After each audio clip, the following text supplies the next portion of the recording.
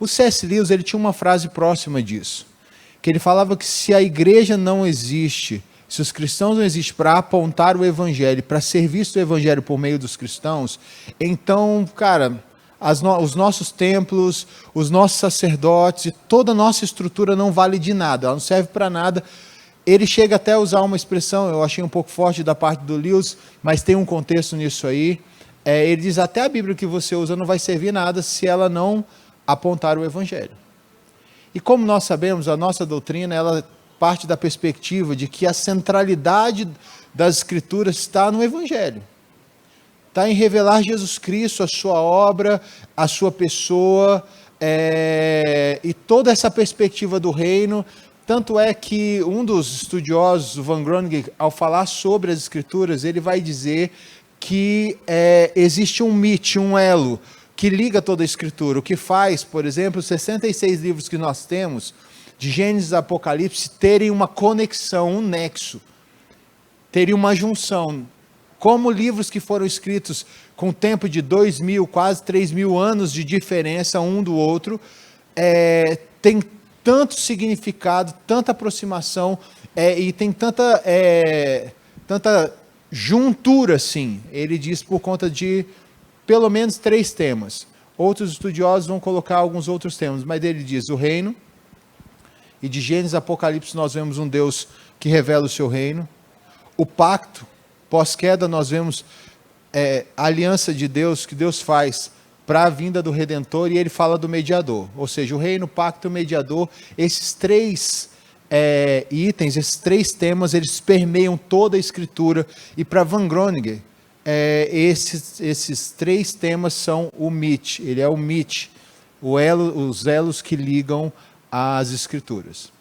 Né? Dando essa introdução, nós precisamos entender que a nossa primeira perspectiva hoje dessa equipe de ornamentação é que toda a nossa vida ela precisa estar centrada na obra de Cristo, e toda a história da humanidade está centrado na obra de Cristo. Não existe, segundo Jonathan Edwards, não existe nenhuma área em que a grandeza de Deus e a bondade de Deus não tenham tocado. Ela tocou todo mundo. Em Cristo, a grandeza infinita se encontra com a bondade infinita, e uma recebe da outra o brilho de glória. Isso para toda a humanidade. Nós vemos essa questão da vida de Cristo, a centralidade em Cristo e essa centralidade de Cristo no mundo, nós vemos em João capítulo 1, a abertura de João é maravilhosa. É um poema, é uma canção que a comunidade cristã do tempo de João cantava, e ele insere isso no seu evangelho, segundo alguns estudiosos. E ele, ao falar sobre o verbo, sobre o logos, a comunidade joanina falando sobre isso, e o próprio apóstolo João, ao escrever, ele vai começar a citar a genealogia de Cristo da eternidade. No princípio era o verbo estava com Deus, o verbo era Deus, por meio do verbo foi feito todas as coisas, e não há vida fora do verbo. Por fim, ele trabalha a perspectiva de que o verbo se fez carne e habitou entre nós. João capítulo 1 trabalha essa perspectiva. E nós vimos a sua glória como glória do unigênito do Pai. Se nós vemos também em Salmo 8, quando o salmista Davi vai falar sobre as grandiosidades de Deus, ele diz quão absorto ele fica sobre o Deus maravilhoso. E olha que coisa fantástica. O salmista fala desse Deus maravilhoso, quando o apóstolo também fala sobre esse Deus presente, sobre esse Deus que se esvaziou por graça, por bondade, porque em João capítulo 3, no próprio evangelho, diz que Deus amou o mundo, e por amar o mundo entregou o seu Filho, mas para que o seu Filho fosse entregue por mim e por você, esse Deus precisou se esvaziar, o Filho de Deus esvaziou-se da sua glória por bondade, por pura bondade. E esse Deus grande, esse Deus bom, eu fico pensando assim, nesse livro o Matt dá uma ideia muito legal. Ele fala de um jogador de basquete que foi convidado por 2, como é que é essas casas de universidade que tem, são grupos nas universidades? Irmandade. As irmandades tudo isso é tudo sinônimo, repúblicas, liga e irmandades, mas a irmandade é mais conhecida como irmandade. Eles iam disputar uma partida de basquete e uma das irmandades chamou um grande artista, um grande jogador de basquete, mas achou que ele não ia nunca. Né? O cara vai jogar uma pelada conosco aqui? Não existe essa possibilidade. Só que o jogador foi. Inclusive o time que ele jogou foi desclassificado porque levou um jogador de fora, porque não podia. Mas esse jogador superou as expectativas das pessoas. Como um astro da NBA vai jogar numa quadra simples como a nossa, com joelhos valendo milhões, com pernas seguradas em milhões? Se ele se machucasse ali, o time dele ia sofrer o dano, o time primário dele, né? Mas ele esteve lá. A isso o autor compara o que Cristo fez por mim e por você. Quando ele quer comparar que a história do Evangelho é um Deus grande, que ao mesmo tempo é um Deus bom, e que a grandeza de Deus e a bondade de Deus, elas são iguais em tamanho e eficiência nas nossas vidas. Né? Nós podemos passar para a segunda perspectiva, que é o propósito pelo que nós somos igreja. Primeiro é a perspectiva de quem Deus é nas nossas vidas, um Deus grande e um Deus bom. Agora é a perspectiva da igreja. Nós temos um propósito, nós somos chamados por um propósito. 2 Coríntios capítulo 5, nós somos chamados para sermos ministros da reconciliação, dispenseiros da graça, embaixadores de Cristo, e lá diz como se Deus falasse por intermédio de mim e de você. Como se Deus exortasse as pessoas por nosso intermédio. Né? Em Gálatas 4,19, Paulo também fala que o propósito de nós como igreja é trazer o firme fundamento de Cristo Jesus. Ele trabalha a perspectiva de gerar Cristo nas pessoas. Ele diz, olha, eu sinto como dores do parto ao gerar Cristo em vós. E esse também é o papel da igreja. Gerar Cristo na história, na cultura, nas pessoas que estão ao seu redor, e nas pessoas que se encontram aqui ou aqueles que vêm nos visitar. O texto diz que toda a criação, toda a humanidade, a criação foi tocada pelo Evangelho. Essa é uma citação do Matt. Toda a humanidade e criação foi tocada pelo Evangelho. Logo, todas as áreas da igreja precisam ser tocadas pelo Evangelho. E aí é onde a gente entra. Mas, pastor, a igreja não tem que ser tocada pelo Evangelho, todas as áreas? Isso não é o óbvio, mas não é o que acontece, muitas vezes. Quando a gente pensa a igreja, o óbvio é que todas as áreas da igreja, o ser igreja é viver e proclamar o Evangelho. Mas se eu e você a gente colocar nas nossas próprias vidas, a gente sabe que isso é óbvio, mas nem sempre executado. Nem sempre missão dada é missão cumprida nesse caso. E nós, ao pensarmos sobre isso, refletindo sobre o que o autor trabalha, ele vai nos trazer a perspectiva de que nós precisamos observar quais são as áreas da nossa igreja, quais os ministérios da nossa comunidade de fé e da nossa igreja como um todo, que ainda não foram tocadas pelo Evangelho. E isso é uma questão de sabermos fazer críticas a todo o nosso sistema e tudo aquilo que a gente precisa olhar. Né? Ele conta a história da banda Van Halen. O Van Halen, essa banda era conhecida por ser uma banda meio excêntrica, assim. Excelente musicalidade. Indiscutível, comum. Mas eles eram meio excêntricos. Eles tinham uma mania. Todo lugar que eles iam, eles queriam M&M's. Eles queriam sempre um baldezinho de M&M's e não poderia ter M&M marrom. Aí você fala, mas que frescura, né?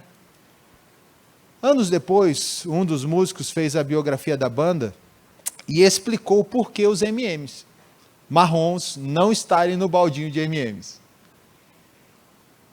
Ele colocou isso como um critério para ver se as pessoas seriam meticulosas nos shows deles, na forma, na formação dos shows deles. Uma banda comum na década de 70 e 80, que é o tempo que o Van Halen fez maior sucesso, andava, sei lá, com 3 caminhões de equipamento. O Van Halen andava com 9 caminhões de equipamento. Então era uma mega estrutura. E eles precisavam ter certeza que as pessoas que contratavam a eles iriam dar um suporte de excelência. E eles notaram que todos os lugares nos quais as pessoas esqueceram os M&Ms marrons, no baldinho, os shows não foram bem executados porque faltaram outras coisas também. O autor, o Matt, junto com seus coautores, faz a seguinte pergunta para mim e para você. Quais são os M&Ms marrons que nós temos na nossa comunidade de fé, nos nossos ministérios? Numa linguagem um pouco mais cristã, ele diz, quais são as áreas da nossa igreja que não foram tocadas pelo Evangelho? Nós vamos continuar. E aí, os detalhes, eu coloquei aqui no meu resumo, os detalhes passam por aqui. Para que uma cultura seja continuamente imersa no Evangelho, os líderes administradores devem garantir que os sistemas e as direções da igreja estejam fundamentados na verdade de Jesus. Isso é citação do Matt, do livro. Vamos para as áreas que ele trabalha, e a primeira área ele trabalha Evangelho e liderança. Em Efésios capítulo 4, versículos de 11 a 13, Paulo revela que Cristo levanta líderes, ele está falando sobre os dons. É aquele momento em que fala, então Deus, ele nos chamou alguns para apóstolos, profetas, mestres, né? E o propósito disso, para que ele leva, por que Cristo comissiona pessoas para isso? Ele diz, para o aperfeiçoamento do corpo. E aí nesse capítulo ele revela a grandeza de Cristo como rei conquistador.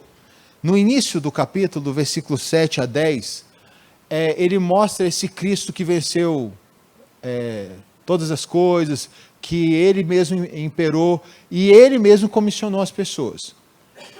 Só que esse rei, ao invés de, como é costume dos reis que conquistam outros povos ou conquistam outras nações, era comum eles pedirem dádivas, eles pedirem presentes. Eram tributos. Na vassalagem, o vassalo pagava tributo para o rei, não o rei dava presentes para o vassalo. Só que no texto de Efésios capítulo 4, nós vemos um rei que ele concede presentes ao seu povo, ao povo que ele reina, que são os dons. Tanto é que em inglês, dom e gift, que é presente, é a mesma coisa, né? Porque Deus concede ao seu povo esses presentes para o aperfeiçoamento do seu povo. E a liderança é um desses presentes. Liderar é um presente que Deus deu para a humanidade, para a sua igreja, para que a sua igreja possa crescer e ser edificada nos moldes de Cristo Jesus. O apóstolo Paulo fala que a perspectiva dele é se tornar a perfeita varonilidade de Cristo. Ele diz num dos seus textos, deixando para trás as coisas que para trás ficam, eu sigo para o alvo, para o prêmio da soberana vocação que é Cristo Jesus. Paulo tem como referencial Cristo em todas as áreas da vida dele. Tanto é que o mesmo Paulo que diz, eu, Paulo, pior dos pecadores, diz, sede, pois, meus imitadores, como eu sou de Cristo. Como é que eu vou imitar o pior dos pecadores? Mas Paulo está falando, quando ele compara o pior dos pecadores, ele não está se comparando a mim, ele não está se comparando a você, ele se compara a Cristo, porque a vara de medir de Paulo é Cristo.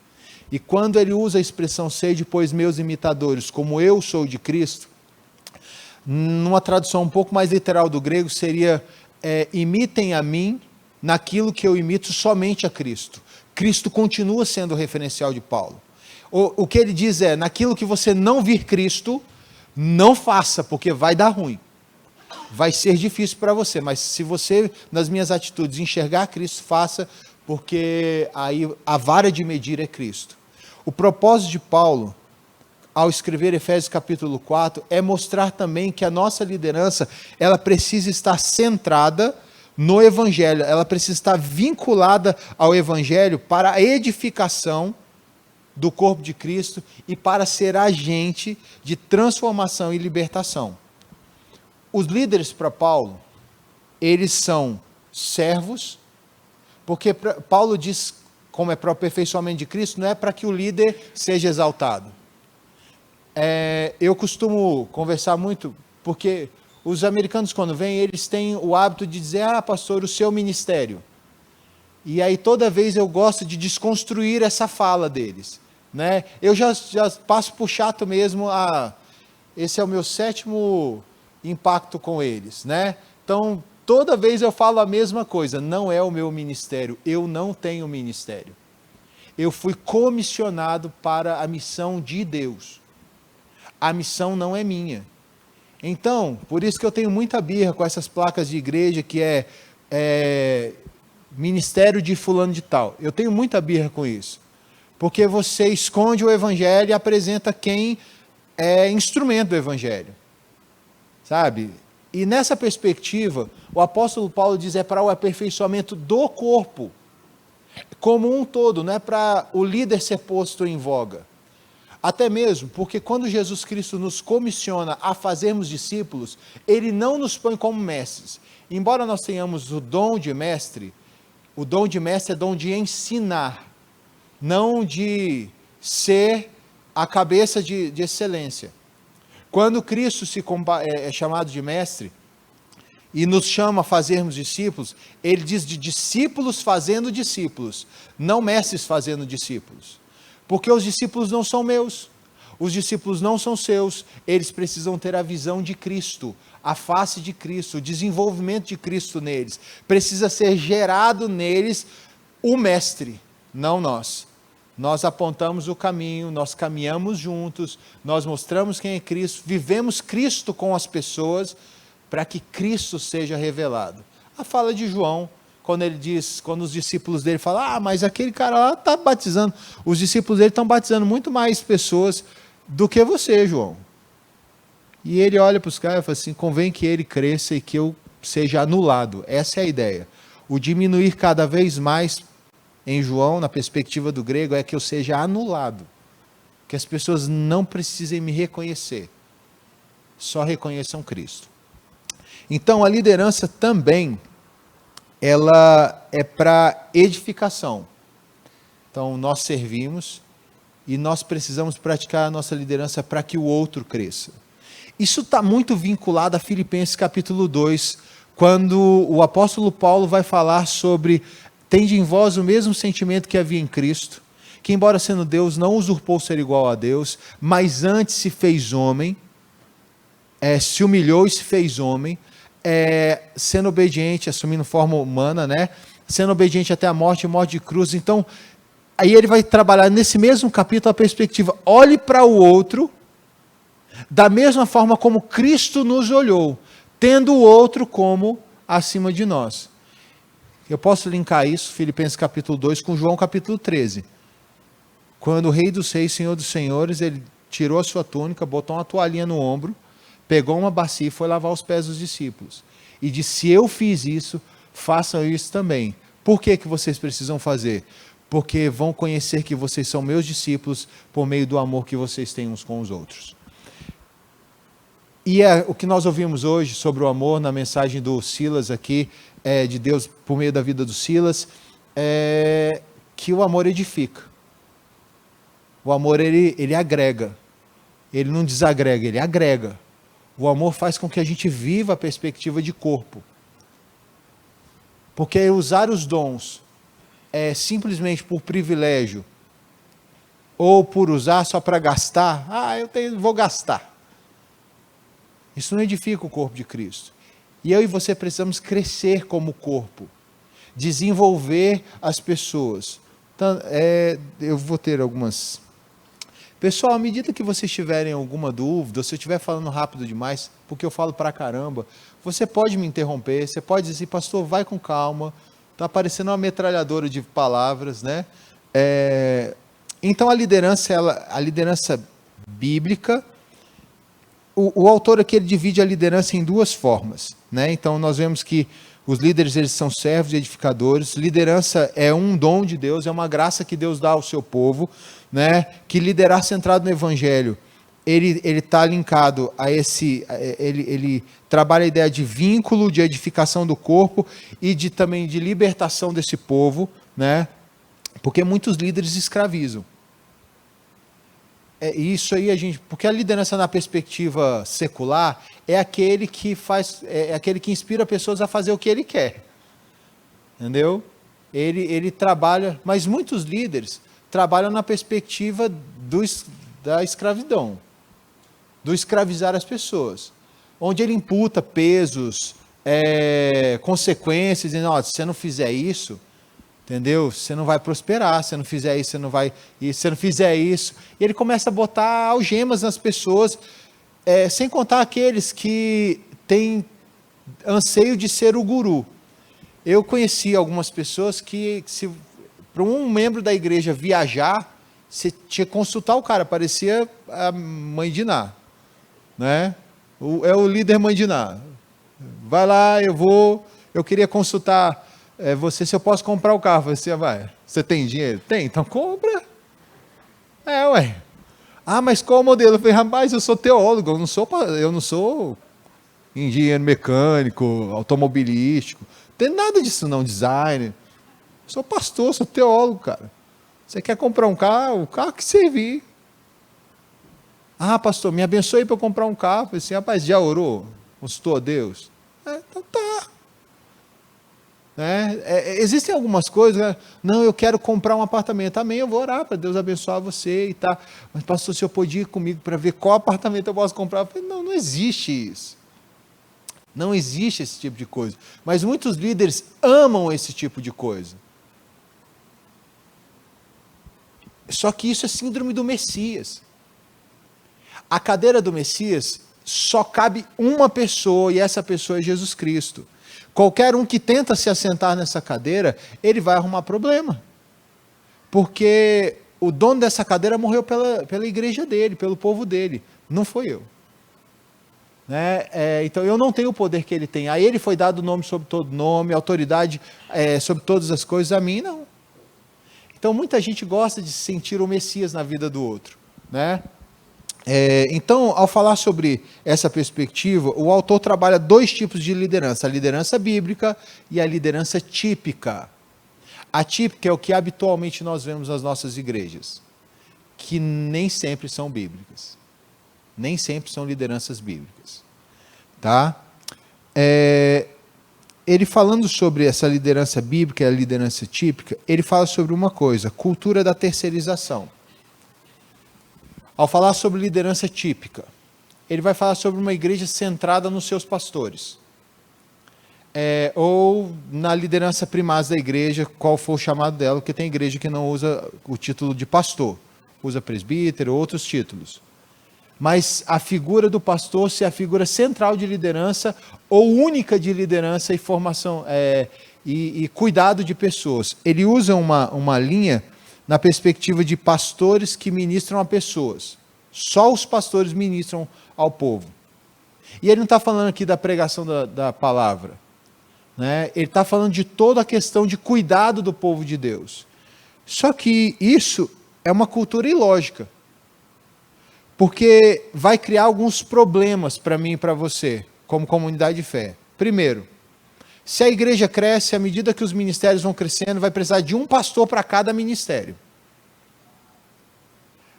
Se o pastor só para os adolescentes, um pastor só para a mocidade, um pastor só para os idosos, um pastor só para as crianças, um pastor só para visitar, um pastor só para mandar mensagem para o visitante, um pastor, e aí começa a centrar nos pastores. Só que isso gera e eu não estou falando como pastor aqui não, a questão do cansaço. Eu não vou falar da visão pastoral, eu vou falar da visão na igreja. O que pode acarretar na igreja é isso, tá? Primeiro, uma despesa muito alta para a igreja. Porque essa terceirização acaba gerando também despesas financeiras para a igreja. Só que para o autor aqui, esse é o menor dos problemas. Porque ele vai trabalhar o atrofiamento da igreja. A igreja se atrofiando espiritualmente. Por quê? Porque não exerce os seus dons. Os dons não foram derramados por Jesus só para os apóstolos ou pastores. Foi derramado para a igreja. Então, todos os irmãos e irmãs em Cristo Jesus receberam de Cristo, receberam do Santo Espírito de Deus os dons. Eu estou lendo um livro chamado Pastores de Família. O nome do autor é Bauhan, uma coisa assim. Ele fala sobre a perspectiva, ele usa uma parte ali, ele falou assim, olha, muitas vezes as pessoas querem terceirizar o pastoreio dos seus filhos nas costas da igreja e dos pastores. E ele vai falar sobre o ministério jovem, que é o ministério que eu trabalho, que eu sou apaixonado, fui chamado por Deus para trabalhar com isso. Mas muito pai e mãe terceiriza a evangelização, a vida devocional, as disciplinas espirituais dos seus filhos, por meio do pastor. E ele vai lembrar para a gente que, nesse livro, que essa ideia de pastor, de jovem e adolescente, é uma coisa recente. Tem no máximo 30 anos. De pastores exclusivos para esse projeto, esse tipo de projeto. Antes disso, como é que os filhos dos crentes se tornavam crentes? Por osmose? Não, porque eles tinham dentro de casa os seus pais que os discipulavam. Tanto é que entre os pastores de juventude hoje, uma das maiores realidades que a gente fala sempre, é que hoje a gente precisa estar evangelizando os filhos dos crentes, dentro da igreja. Porque tem muito igrejado e pouco discípulo. E essa cultura de terceirização acontece nessa perspectiva. Tem um pastor para fazer isso. Pai já brigou comigo porque o filho não está lendo a Bíblia. Eu falei, isso não é problema meu, é seu. Se o seu filho não está lendo a Bíblia, ele deve estar com algum problema dentro de casa. Porque as minhas filhas todas as noites pedem para eu ler a Bíblia para elas. Por quê? Porque a gente fala de Bíblia lá em casa sempre. A perspectiva, você tinha que ensinar meu filho a orar. Uai, se ele não vê você de joelho dobrado lá na sua casa, ele não vai aprender a orar nunca. Uma coisa é o filho do não crente, outra coisa é o filho do crente que eu preciso ensinar a orar e ler a Bíblia, velho. Isso não faz sentido. Porque ele tem que aprender com os pais. Susana Wesley dizia uma coisa muito importante. Ela não era pastora, ela não era líder de igreja, foi mãe de 2 grandes avivalistas e inspirou um grande avivamento na Inglaterra. Ela disse, quando seu filho aprender a falar as primeiras palavras, ensine-o a orar. Foi ela que ministrou no coração dos filhos teologia, Bíblia, vida devocional, e aí John Wesley e Charles Wesley, vocês conhecem a história dele, eu não preciso ficar recapitulando como é que esses caras impactaram a Inglaterra no tempo deles. Então, a terceirização, ela é complicada. Por quê? Porque ela quebra de nós a perspectiva do sacerdócio universal. Porque ela, além de ilógica, ela é antibíblica. Por quê? Porque impede de que você, que não é pastor, não aplique os seus dons. E a grande beleza do Salmo 150, que diz que todo ser que respira louve o Senhor, todo ser cumpre o propósito de glorificar a Deus, de adorar a Deus, e nós o fazemos por meio dos nossos dons, por meio das nossas vidas, uns com os outros. Então, ele usa na lógica paulina isso, e ele fala sobre o sacerdócio universal dos crentes. 1 Pedro capítulo 2, versículo 9, quando diz, olha, vós sois raça eleita, nação santa, vai dizer sacerdócio real. Lá em Deuteronômio, quando o povo, lá em Êxodo e em Deuteronômio também, quando Deus fala com o povo as leis, ele diz, eu chamei vocês para que vocês sejam para mim uma nação de sacerdotes. A gente precisa entender qual era a figura do sacerdote, sacerdote, profeta e rei. O rei, ele governava o povo, ele cuidava do povo nessa perspectiva, né, de gerenciar o povo de Deus. O profeta, ele representava Deus para o povo, então sempre você ouve nas profecias, assim diz o Senhor. E o sacerdote, ele representava o povo diante de Deus.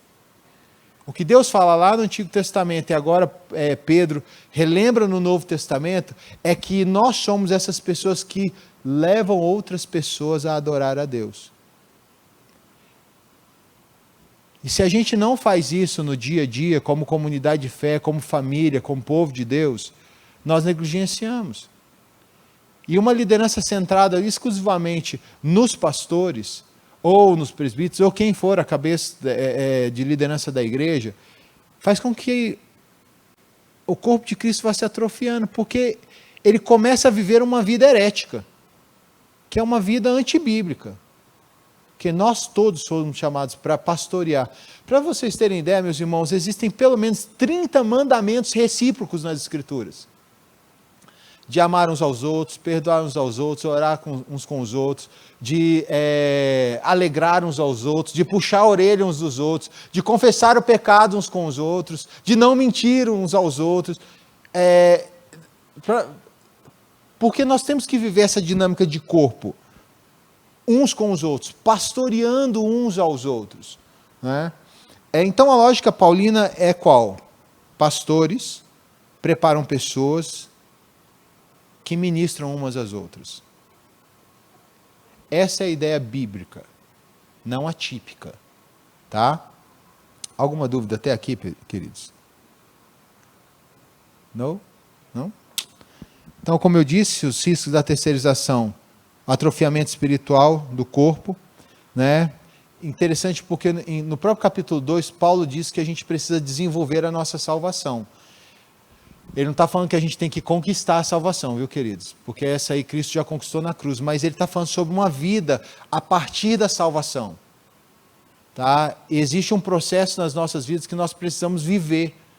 Alguns trabalham a santificação como esse processo, e Paulo inclui a perspectiva de vivermos como salvos. Tanto é que em Efésios capítulo 2, versículo 9, quando ele diz, vocês não foram salvos pelas boas obras, mas para a prática das boas obras, ele está falando que existe esse propósito de praxis, de vida cristã. Em 1 Coríntios 12, ele vai falar sobre buscarmos os melhores dons. Você está vendo que é algo que tem que partir do membro também? É algo que é seu, é particular, é você e Deus, e que você precisa executar nesse corpo. E eu, como pastor, eu não posso impedir você disso, de forma alguma. Eu não posso nem te escravizar, e também, como pastor, eu não posso viver, e como igreja, nós não podemos viver uma perspectiva de que só eu tenho os dons. Não, ele está escrevendo uma carta para uma igreja, não para os líderes dessa igreja. Ele está escrevendo a carta aos coríntios, não aos bispos de Corinto. Diferente, por exemplo, quando Pedro escreve, quando João escreve a senhora e os seus filhos amados, né? Eu, presbítero, falo para os presbíteros, ele fala especificamente com um grupo. Paulo aqui não, Paulo escreve para a igreja. E ao escrever para a igreja, ele está colocando eu e você que estão aqui. Todo mundo está no balaio. Nós precisamos desenvolver a salvação. É uma praxis como corpo de Cristo, como cristão mesmo, como discípulo de Jesus. E também buscarmos os melhores dons. E quando ele diz buscar os melhores dons, queridos, ele não está falando que existem dons melhores do que os outros. Numa diferença, o mestre é melhor do que o pastor. Não, quando Paulo usa essa linguagem em capítulo 12, ele está falando sobre qual é a necessidade que a igreja tem naquele momento. Então, se ela precisa de plantadores, de mestres, no caso do capítulo 12, ele vai encerrar falando, eu quero apresentar para vocês o que vocês precisam buscar em primeiro lugar, que é o amor. Então, ele vai dizer da excelência do amor, porque aquela igreja tinha todos os dons, mas não tinha amor. Então, ele fala sobre a busca pela excelência dos melhores dons, mas tem que partir da igreja, do povo. A gente tem que viver essa dinâmica, né?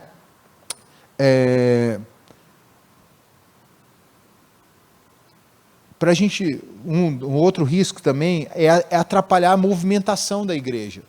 quando está muito centralizado na perspectiva clériga, a gente atrapalha a igreja de caminhar. Qual o exemplo que eu tenho disso nas Escrituras? Moisés e Jetro. Moisés julgava todo mundo. Aí Jetro olhou e falou assim, cara, primeiro, você vai morrer, você vai deixar esse povo insatisfeito e vai ter causa aqui dentro.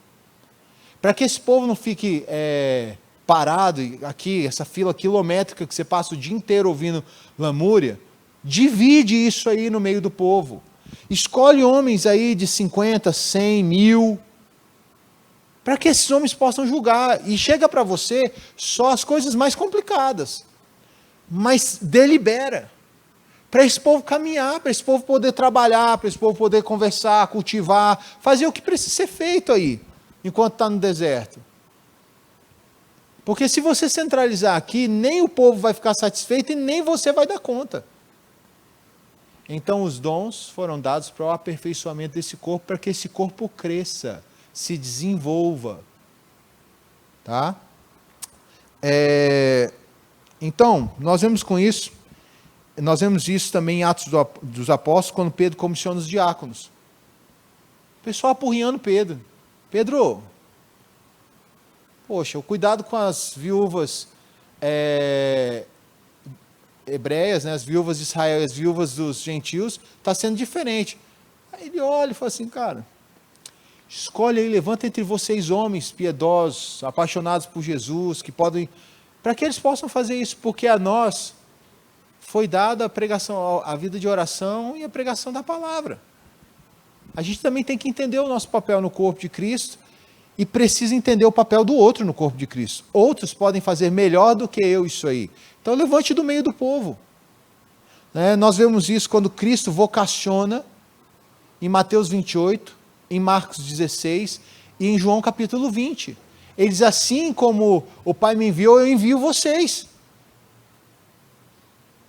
Em Atos capítulo 1, final de Atos capítulo 1, ele fala, olha, eu estou chamando vocês todos. Ele não está falando mais só com os apóstolos. Ele está falando com toda a igreja ali reunida, antes do Pentecoste, os 100 e poucos ali que estão reunidos. E ele diz, olha, eu estou chamando todos vocês para serem minhas testemunhas. Vão. Porque no mundo de homens e mulheres, Deus chama e vocaciona homens e mulheres para isso. Vamos lá que eu tenho muita coisa ainda para falar.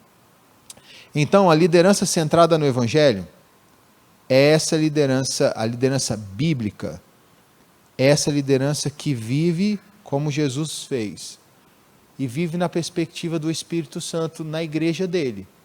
Todo mundo aqui tem espaço para desenvolver os seus dons.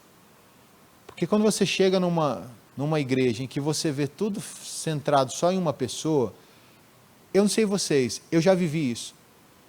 E isso foi destrutivo para a comunidade de fé que eu fiz parte. Porque gera uma idolatria. Sabe? Gera uma idolatria dos seus líderes, e ao mesmo tempo que você ama demais, você passa a odiar depois também quando esse ídolo é quebrado. Então é complicado, queridos. Tá bom? E a liderança bíblica é essa liderança, que delega, que cuida, que forma líderes que vão ministrar uns aos outros. Tá? A segunda perspectiva dessa comissão de frente, essa ornamentação da igreja, está ligado à recepção e hospitalidade. Eu gosto muito da Alvorada nessa perspectiva. A Alvorada é uma igreja receptiva e é uma igreja hospitaleira. Mas o autor vai trabalhar a perspectiva de Romanos capítulo 15, 7, versículo 7. Ele fala que Cristo, ele nos recebeu, e ele diz, a gente precisa fazer a mesma coisa. Nós precisamos, o que é hospitalidade? É você receber um desconhecido. E ele diz que quando nós falamos sobre recepção, queridos, a recepção na igreja é algo importantíssimo. Porque se você chega, eu não sei se vocês já passaram por isso, mas eu já passei por isso. Eu ia cumprimentar um irmão e falei, querido, seja bem-vindo. Aí ele falou, pastor, já tem 1 mês, 2 que eu estou vindo. Oh, peraí, mano. Como assim? O cara contou umas 2 mensagens que eu preguei. Assim, como assim? Tem 1 mês que você está vindo? E eu não prestei atenção em você? Quando nós recebemos as pessoas aqui, quando nós acolhemos as pessoas aqui, nós precisamos olhar nos olhos. Eu gosto muito daquele filme Avatar. Inclusive eu estou esperando sair o Avatar 2, porque vai sair uma nova tecnologia 3D com esse filme. Mas o Avatar 1 já arrebentou a minha visão. Mas eles têm uma expressão, a expressão I see you, eu vejo você. Não é a perspectiva do eu ver, só do eu olhar, enxergar, mas de eu contemplar você, de você estar no meu foco de visão mesmo, sabe? Então você foi perceptível para mim, eu percebi você aqui, sabe? E essa perspectiva, queridos, é importante numa igreja cuja ornamentação, uma das suas ornamentações, seu cartão de visita, é a forma como nós recebemos os visitantes. E se nós recebemos maus visitantes, nós não revelamos a eles como Cristo nos recebeu. Porque a perspectiva é, se somos centrados no Evangelho, a nossa vida é cristocêntrica. E o Evangelho diz que Cristo nos recebeu quando nós éramos uns desconhecidos a Ele. E nós precisamos receber as pessoas dessa mesma forma. Vamos continuar aqui. Uma sinalização clara. Existem algumas coisas também na recepção, na igreja, que fazem muito parte disso, que revelam o tanto que a gente tem preocupação de que as pessoas nos conheçam. Primeiro, sinalização clara.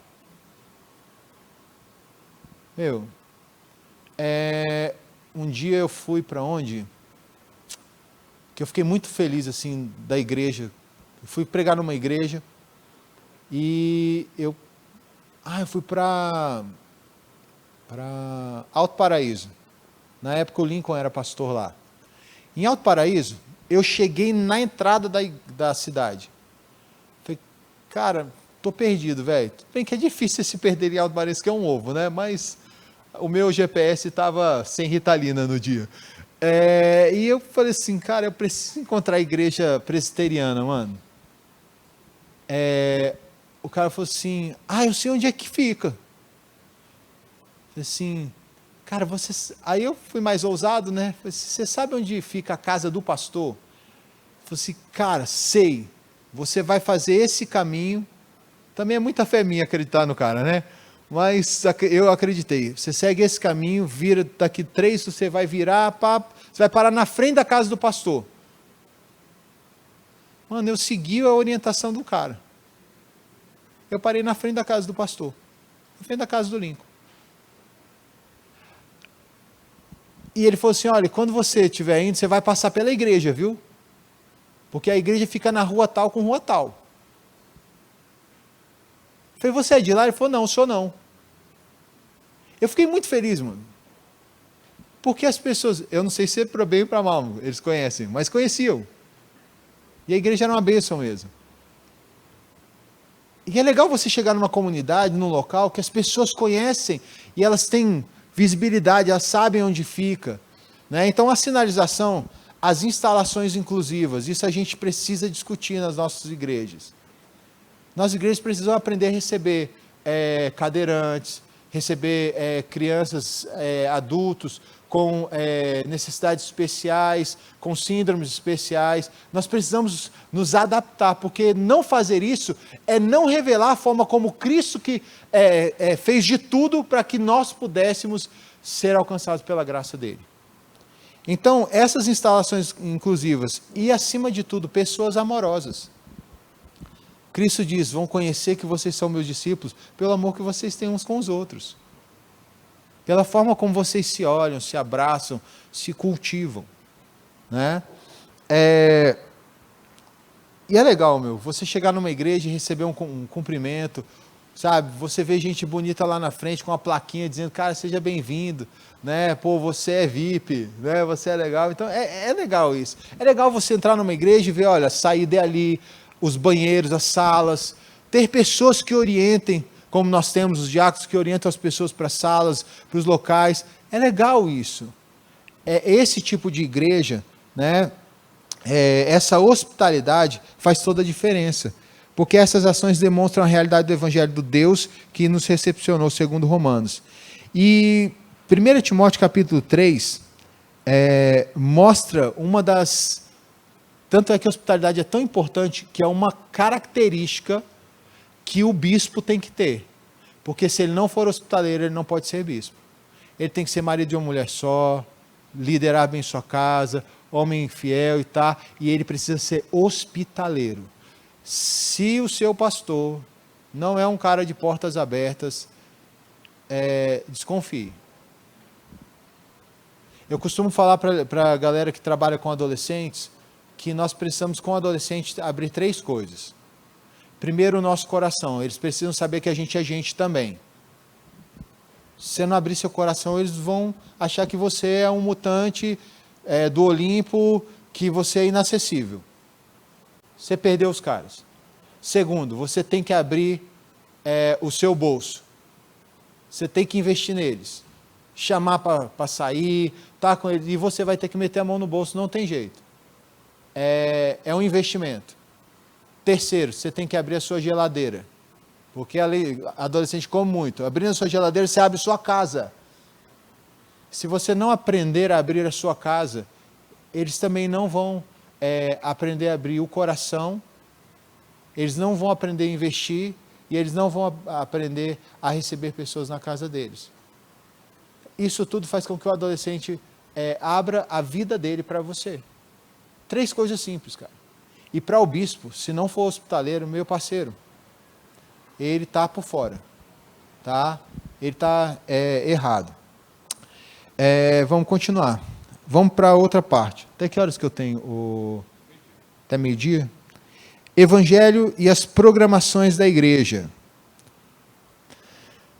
Cara, evento mais evento, como diz a palavra, é evento. As nossas programações, elas precisam ter o porquê. Aonde nós vamos revelar Cristo por meio das nossas programações. Mas para a gente chegar a isso aí, nós precisamos parar de viver uma vida de programação. E passar a viver uma vida com propósitos. Propósitos geram projetos, projetos geram programas. Não acontece o inverso, a mesma coisa. No máximo, uma programação pode te dar uma boa ideia para gerar um projeto. Mas um projeto nunca vai gerar um propósito para você. Você só vai investir o sucesso de um projeto, a continuidade de um projeto e a eficiência das programações, elas têm que estar linkadas ao propósito. Se não tiver propósito, você não consegue executar. E você vai fazer programações soltas. Programações soltas. Isso cansa. Eu falando com a liderança da nossa juventude, quando eu coloco juventude, eu coloco os jovens e adolescentes, os nossos líderes.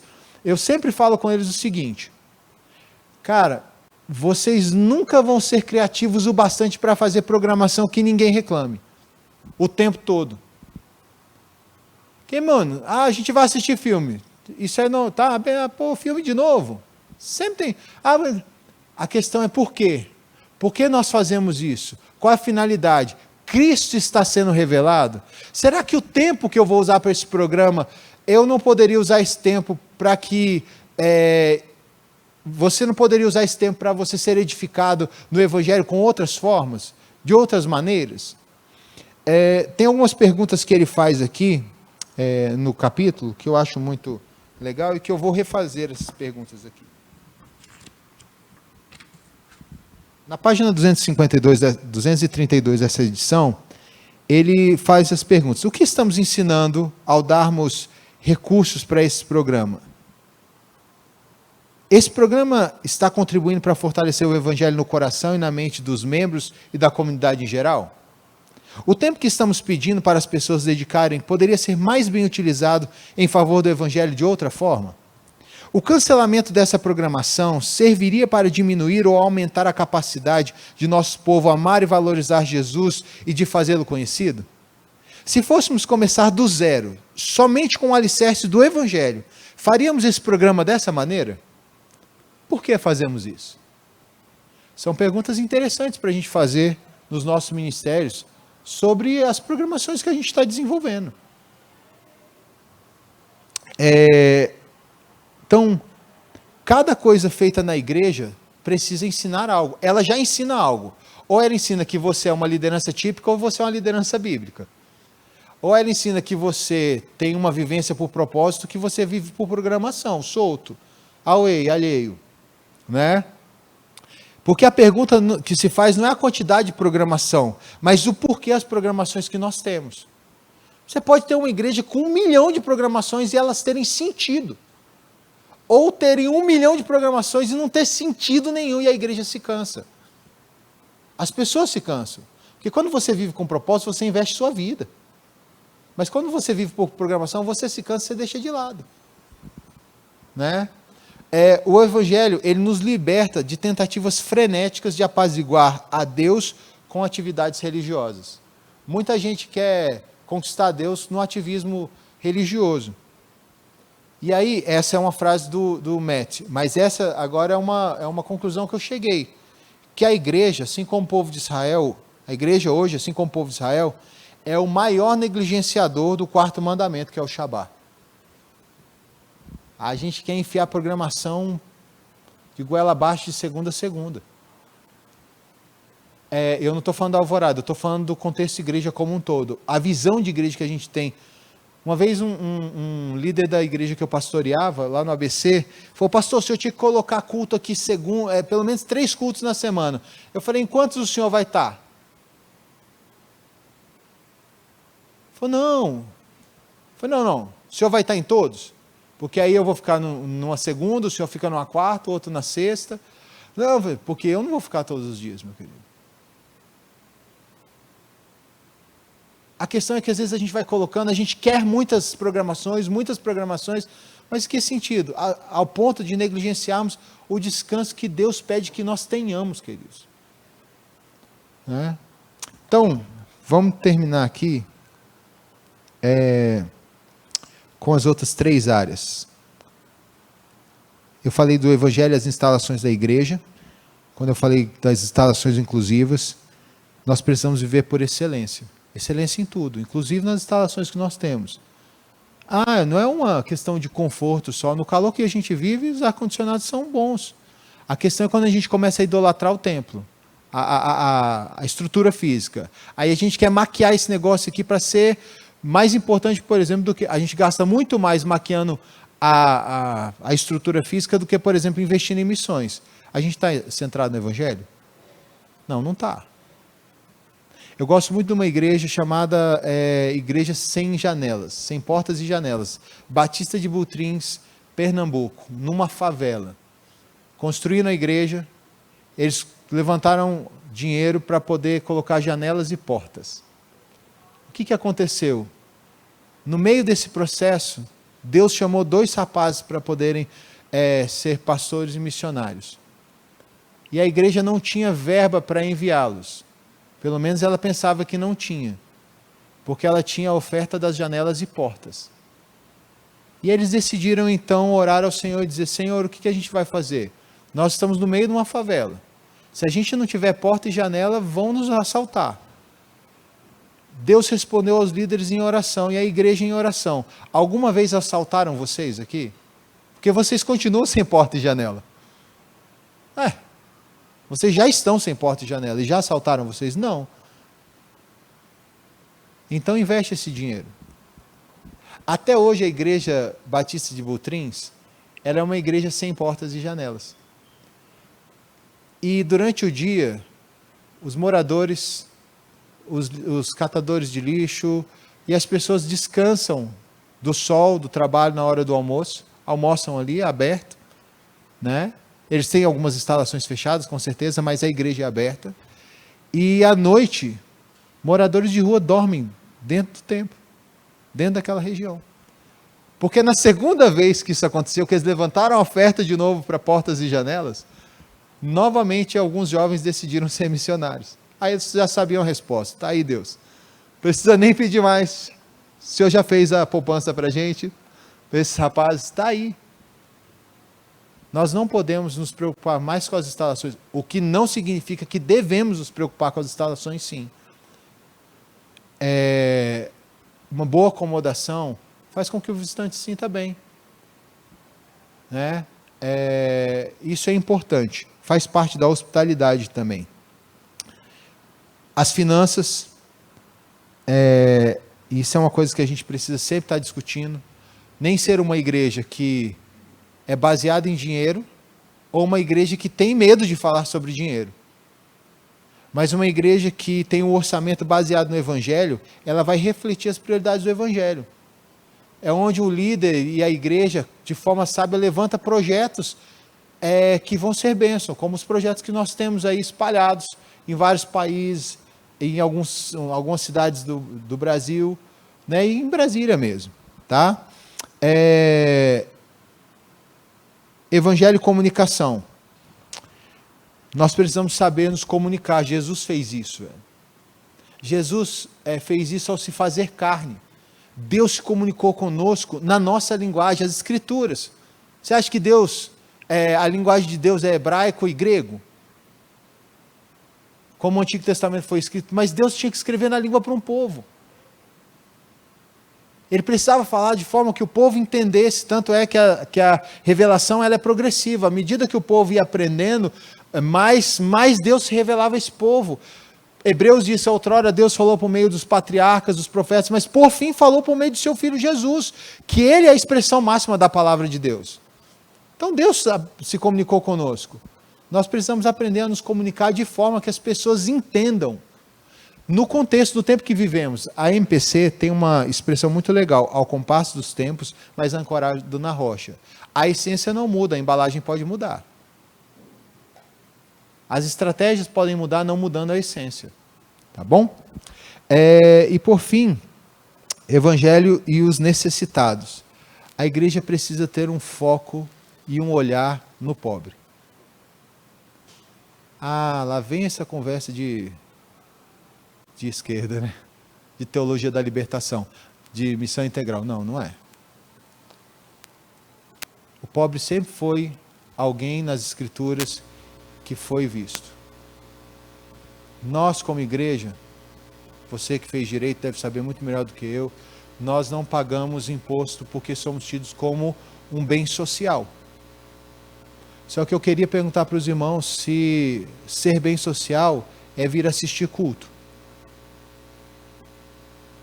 É vir ensaiar música, se isso é um bem social.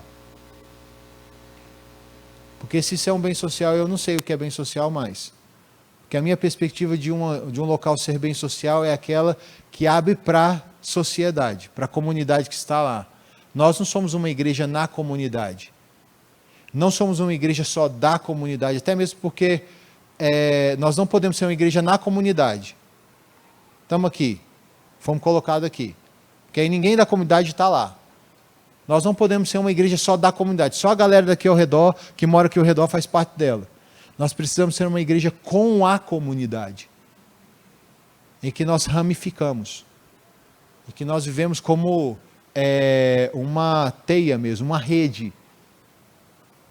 E nisso, para ser bem social, a igreja precisa abrir suas portas e investir os seus dons, talentos e recursos físicos, materiais e humanos para abençoar aquele que não tem. Porque se nós não fazemos isso, nós estamos roubando do Estado. Isso é um pecado. A outra coisa é a forma como nós lidamos com as nossas finanças.